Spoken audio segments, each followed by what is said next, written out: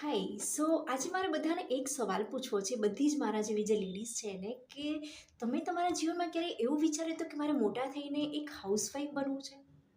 કદાચ નહીં, હે ને? કેમ કે દેખો, આપણે કોઈ પણ જીવનમાં નાની છોકરી પણ હોય ને, એને પણ ક્વેશ્ચન પૂછીશું ને કે બેટા તારે મોટા થઈને શું બનવું છે, તો એ કહેશે કે મારે કંઈ ડૉક્ટર બનવું છે, મારે એન્જિનિયર બનવું છે, મારે ટીચર બનવું છે. પણ કોઈ એમ નહીં કે મારે હાઉસવાઈફ બનવું છે. જો હાઉસવાઈફ બનવું એ કંઈ ખોટું નથી. હાઉસવાઈફ એટલે એક મલ્ટીટાસ્કર છે, એક બેસ્ટ હોમ ક્લીનર છે, એક બેસ્ટ કુક છે, એક બાળક માટેની બેસ્ટ મધર, બેસ્ટ ટીચર, એક કેરટેકર, બધું જ છે. પણ કે ને, લાઈફમાં એ જે હાઉસવાઈફ છે ને, એને એની લાઈફમાં એક વસ્તુ ફીલ થતી હોય છે કે યાર, મેં મારી લાઈફમાં કશું કર્યું નથી, હે ને? તો આજે દેખો, જીવનમાં બધાને આગળ વધવું છે, બધા જ કંઈ ને કંઈ પોતાની માટે કરી રહ્યા છે. તો એક હાઉસવાઈફ પોતાની માટે વિચારે, બસ એટલો જ મારો એક સંદેશ છે.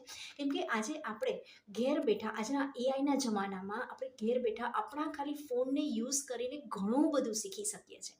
કેમ કે આજે કોઈને ટેલરિંગનો શોખ છે, કોઈને પાર્લરનો શોખ છે, કે કોઈને કોઈ આર્ટ એન્ડ ક્રાફ્ટનો શોખ છે, એ બધું જ વસ્તુ આપણે આપણા ફોનનો યુઝ કરીને શીખી શકીએ છીએ. પણ એની માટે આપણી પાસે ટાઈમ નથી. આપણે રીલ્સ જોવા માટે ટાઈમ છે, આપણે સિરિયલ્સ જોવા માટે ટાઈમ છે, આપણે નેટફ્લિક્સ પર સિરીઝ જોવા માટે ટાઈમ છે, પણ આપણે આપણી જાતને ગ્રો કરવા માટે ટાઈમ નથી. આજે આપણે બાળકોને કહીએ છીએ કે બેટા ફોન ના જોઈશ, પણ આપણે જ એ જ ફોનને યુઝ કરીને આપણે એને શીખવાડી શકીએ છીએ કે ફોનમાં પણ ઘણી બધી એવી વસ્તુ છે કે જેને આપણે યુઝ કરીને ઘણું બધું નવું શીખી શકીએ છીએ. આજે જીવનમાં ઘણું બધું, એટલે એઆઈના જમાનામાં આજે મેટા એઆઈ આવ્યા પછી ઘણું બધું આપણે લાઈફમાં આપણા ફોનથી જ યુઝ કરીને આપણે શીખી શકીએ છીએ અને આપણી જાતને ગ્રો કરી શકીએ છીએ. તો આપણ જો આપણી લાઈફમાં ઘણું બધું શીખવા અને ગ્રો કરવા માંગતા હોય ને, તો જલ્દીથી મને મેસેજ કરો. હું તમને ગાઈડ કરીશ કે કેવી રીતે આપણે આપણા ફોનનો યુઝ કરીને આપણી લાઈફને આપણા માટે ચેન્જ કરી શકીએ.